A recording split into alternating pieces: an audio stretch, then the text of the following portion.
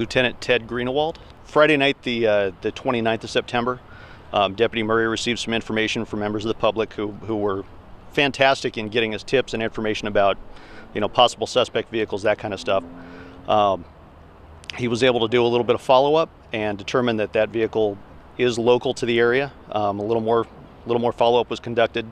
Locked it down to an address here in the city of Encinitas, and then from there obtained a search warrant and made contact at his house on Sunday morning, October 1st. And at that time, we weren't able to locate the vehicle, but the following day, on the 2nd, we received a call from an attorney representing Mr. Parker, giving us the information on where the vehicle was currently located. Deputies were able to recover the vehicle within a couple of days, and then yesterday at about 6:30, at a prearranged time, he came to the station to turn himself in. Tell us the state of that vehicle when it was located. Actually, when the deputies got there, it had already been repaired. It was very quick.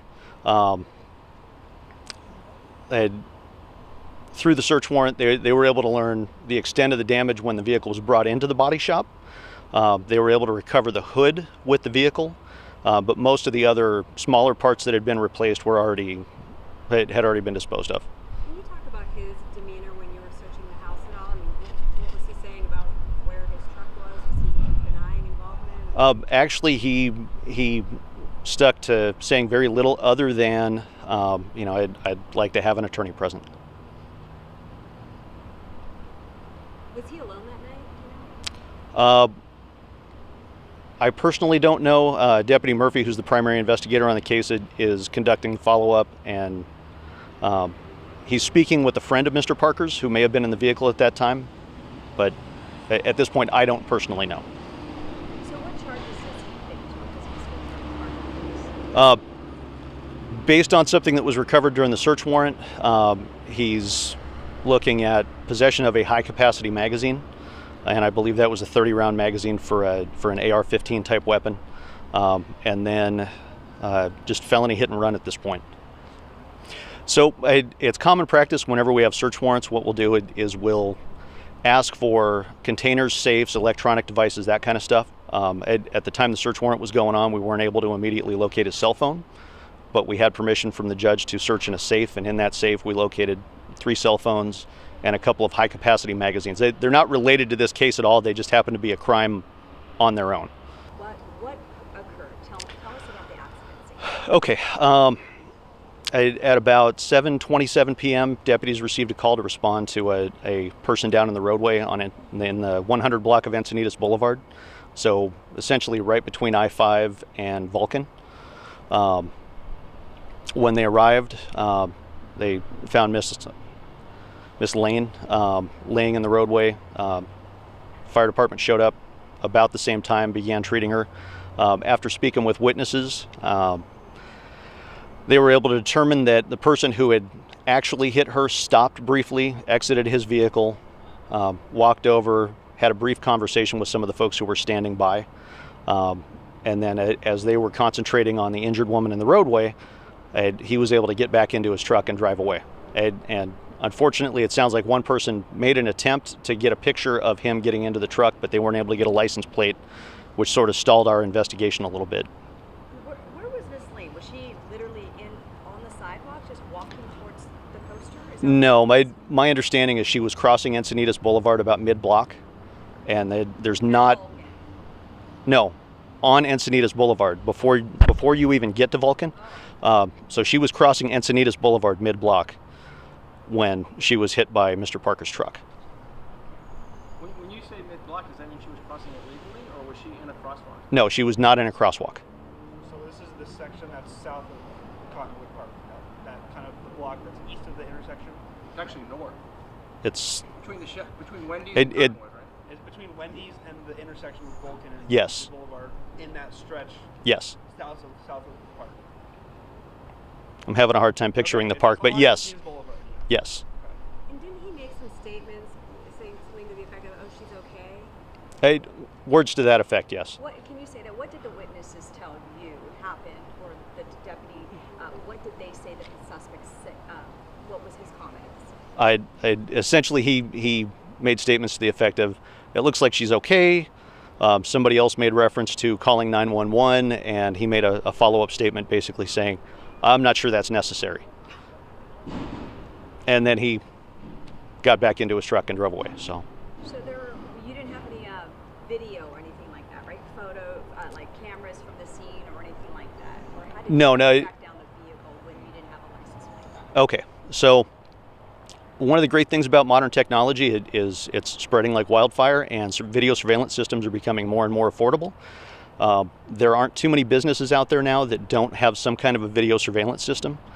In this case, Deputy Murray did an outstanding job of follow-up. He was able to canvass all of the local businesses and was able to identify a particular business that videoed a similarly described vehicle parked right in front of Mr. Peabody's, leaving the area within seconds of the collision.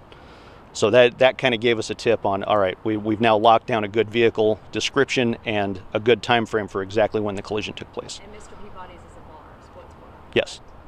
And so, what do you make of? I mean, this was a horrific crime. This mom who was struck, and yet the person decided to leave.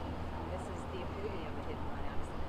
Oh, I absolutely. It's a tragedy for the Lane family. It's a tragedy for, her children, particularly, and her parents.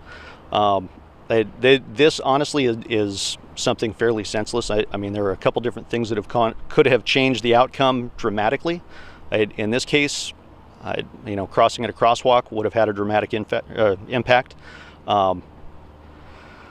Simply stopping and doing what you're obligated to do and waiting for law enforcement to get there to render aid and figure out what happened, would have had a dramatic outcome, or a dramatic shift on the outcome that we have today. We understand that Parker posted bail. Is that correct? I believe so, yes. Wasn't there some sort of a bail enhancement? It was requested. I don't know how much of it was actually granted. His bail was set at $250,000, so they gave us some of what we asked for, but not all of it. Do you know how fast that suspect vehicle was going on Encinitas Boulevard? I don't know at the moment. The only way to do that is going to be to try and download the crash data recorder on the vehicle, and because of the length of time for the drive up to where the body shop is, that's probably been written over. So I don't know that we're going to have that. So is that a feature that's on newer vehicles only? I'm not too aware of the crash data. Depends on the make and model of the car, but they've been around since about 2010, 2012. They've been pretty standard equipment on just about every vehicle. Some impacts are more significant, and they will leave a lasting mark on the data that we're able to download. Some of it doesn't show up as being all that significant, and we just kind of we get what's written over. Any idea if he was coming from that bar, or any idea where he was coming? Based on the time frame, it appears he came from that bar, and then pulled out of the parking lot, and the collision occurred. Have you talked to Mr. Peabody's? Was he in the? Because there's also Lazy Acres right there too. He could have been grocery shopping or something. Right, and he wasn't. As part of Deputy Murray's follow-up, he contacted the folks at Mr. Peabody's, and they were very cooperative. Personal opinions, it's entirely possible that alcohol was a factor in the collision, but I don't know that anybody would be able to make that case in court. Just that the assistance of the public was instrumental in putting all the pieces together so that we can, after a week, get in position to make an arrest, recover evidence that was going to significantly improve the case when this goes to court. We couldn't have done it without him. But I do have to say that the work that Deputy Murray put in was absolutely outstanding. He went above and beyond through this entire investigation. He's bounced his shift around and lost a bunch of sleep and done a few other things that were outside of his normal pattern. Roger Mullins. My wife Susie Mullins. Mullins. SUZI. But Susie and I manage it. Yeah, so that's been about 20 years now.